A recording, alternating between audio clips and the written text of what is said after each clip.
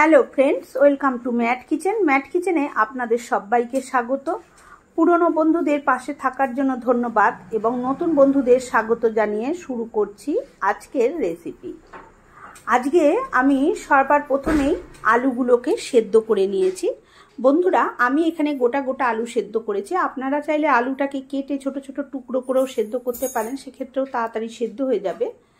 যাই হোক, আলুটাকে কিন্তু খুব ভালো করে খোসাটা ছাড়িয়ে নিতে হবে আর আলুটাকে খুব ভালো করে সেদ্ধ করে নিতে হবে, যেন আলুর মধ্যে কোনো শক্ত অংশ না থেকে যায়।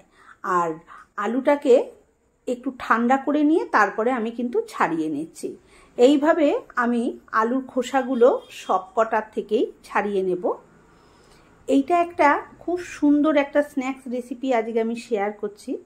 আপনারা পুরো ভিডিওটা দেখতে থাকুন, আশা করছি ভালো লাগবে আর এমনকি অনেক উপকারেও লাগবে। হঠাৎ করে আমাদের বাড়িতে যদি কোনো গেস্ট এসে যায় তাহলে কিন্তু আমরা এইভাবে পটাটো স্ন্যাক্স কিন্তু বানিয়ে দিতে পারি, ভীষণই খুশি হবে খেয়ে সবাই। তারপরে এখানে যদি আপনাদের কাছে ম্যাশার থাকে তাহলে ম্যাশার দিয়েই এটাকে ম্যাশ করে নিতে পারেন। যেহেতু আমার কাছে নেই সেহেতু আমি এখানে একটা এরকম গ্রেটারের সাহায্যে সেদ্ধ আলুটাকে গ্রেট করে নিচ্ছি, যাতে কোনো রকমেরই একটু টুকরো দলাও কিছু না থেকে যায়। সেই জন্য আমি এইভাবে কিন্তু করে নিচ্ছি। সম্পূর্ণ আলুটা আমি এইভাবে গ্রেট করে নিয়েছি বন্ধুরা। এবার এর মধ্যে আমি কিছু মেশাবো। সবার আগে দিয়ে দিলাম পরিমাণ মতন লবণ। অবশ্যই লবণটা কিন্তু বুঝে শুনে স্বাদ মতন দিতে হবে, লবণ বেশি হয়ে গেলে কিন্তু খেতে ভালো লাগবে না। আর এখানে দিয়ে দিচ্ছি আমি লাল লঙ্কার গুঁড়ো ঝালের জন্য। আপনারা এই লঙ্কার গুঁড়োটা যদি না দিতে চান সেক্ষেত্রে আপনারা এখানে কিন্তু রেড চিলি ফ্লেক্সটা ব্যবহার করতেই পারেন। আর সাথে দিয়ে দিচ্ছি আমি এখানে কর্নফ্লাওয়ার। আমি যেহেতু তিনখানা বড় বড় আলু নিয়েছি তার জন্য আমি এখানে 3 টেবিল চামচ একটু মানে ভর্তি করে করে কর্নফ্লাওয়ার নিয়েছি। অবশ্যই এখানটা কিন্তু কর্নফ্লাওয়ারই দিতে হবে, কর্নফ্লাওয়ার দেওয়ারই চেষ্টা করবেন, না হলে কিন্তু এটা খেতে অত ভালো হবে না। এবারে এখানে দিয়ে দিচ্ছি রান্নার তেল। আমি এখানে সর্ষের তেলই ব্যবহার করছি, আপনারা রান্নার যে কোনো তেল ব্যবহার করতে পারেন। বেশ এখানে 2 টেবিল চামচ মতন তেল আমি দিয়ে দিলাম। এবার সমস্ত কিছু মিশিয়ে খুব ভালো করে আমি মেখে নেব। আর কোনো কিছুই এখানে কিন্তু ব্যবহার করব না, সম্পূর্ণ আমাদের ঘরে যা থাকে তাই দিয়েই কিন্তু আজকের স্ন্যাক্সটা তৈরি হচ্ছে। অবশ্যই একবার না করে থাকলে ট্রাই করবেন, আশা করছি ভীষণ ভালো লাগবে। আমি কিন্তু মাঝে মাঝে প্রায় এই স্ন্যাক্সটা বাড়িতে করি, তাই ভাবলাম আজকে আপনাদের সাথেও শেয়ার করি। এবারে হাতে আমি এখানে একটুখানি ঘি মেখে নিলাম আঙ্গুলে করে, আপনারা চাইলে তেল ব্যবহার করতে পারেন। এবারে যে আলুটা মেখে রেখেছিলাম সেখান থেকে একটু এরকম করে নিয়ে এরকম হাতের মধ্যে করে, যেরকম আমরা নাড়ু পাকাই সেরকম করে গোল গোল করে নেব। তবে এই গোলটা করার সময় খেয়াল রাখতে হবে যেন এরকমভাবে একদম গাটা প্লেন হয়ে যায়, কোনো জায়গাও কিন্তু একটু যেন দাগ ঠাগ না থাকে, তাহলে কিন্তু ভাজার সময় সেখানটা ফেটে যাবে, দেখতে খারাপ লাগবে। এইরকমভাবে কিন্তু খুব প্লেন করে গাটাকে গোল গোল করে বলগুলোকে রেডি করে নিতে হবে। এবার আমি এরকমভাবে মাপ করে বলগুলো করে নিলাম। আপনারা নিজেদের ইচ্ছা অনুযায়ী যে যেরকম ছোট বড় পছন্দ করবেন সেরকমভাবেই বলগুলোকে করে নেবেন। এইভাবে আমি সমস্ত বলগুলোকেই এক এক করে তৈরি করে নেব।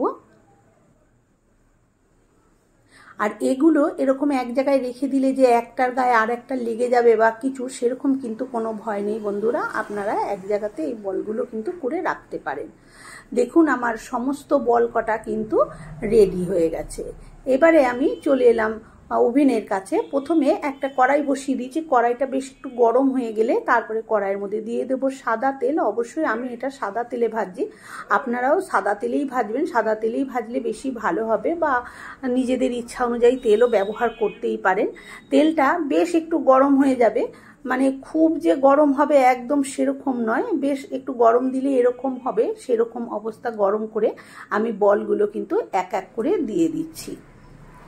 প্রত্যেকটা বল আমি এই চারপাশ দিয়ে দেবো। এটা কিন্তু কোনো ভয় নেই যে একটা ভেঙে যাবে বা লেগে যাবে বা কিছু হবে, তা নয়।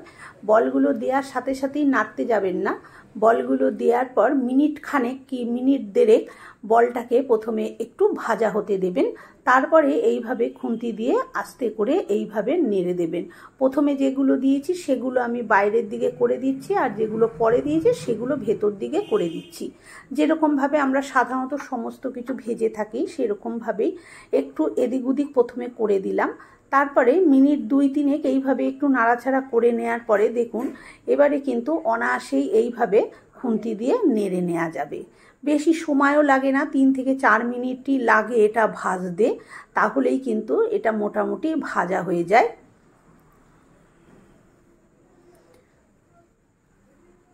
দেখুন সন্ধেবেলা মুড়ির সাথে বা এমনি অন্য কিছুর সাথে, আমি তো এটা টমেটো কেচাপ দিয়ে সার্ভ করব, আপনারা যে কোনো কিছুর সাথে এটাকে খেতে পারেন। পুদিনা পাতা চাটনি, ধনে পাতার চাটনি, বা এখন তো আম আছে, আমের সিজন, আমের চাটনি বা তেঁতুলের টক, যে কোনো কিছুর সাথে, টমেটো সস, আমি টমেটো কেচাপের সাথে এটাকে সার্ভ করব।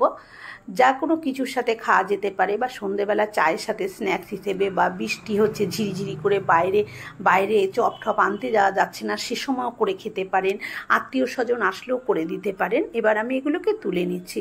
বন্ধুরা, আজকের আমার এই আলুর পটাটো স্ন্যাক্স রেসিপি আপনাদের কেমন লাগলো কমেন্ট করে অবশ্যই জানাবেন। ভালো লাগলে একটা লাইক দেবেন, আর আমার চ্যানেলে নতুন বন্ধু হয়ে থাকলে চ্যানেলটি সাবস্ক্রাইব করে নেওয়ার অনুরোধ রইল।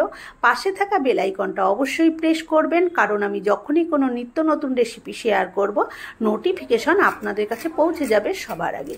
দেখুন কতটা ক্রিস্পি আর খাস্তা হয়েছে, কীরকম আমি দেখাচ্ছি। দেখুন ঘষে যে কীরকম খসখসে আওয়াজ।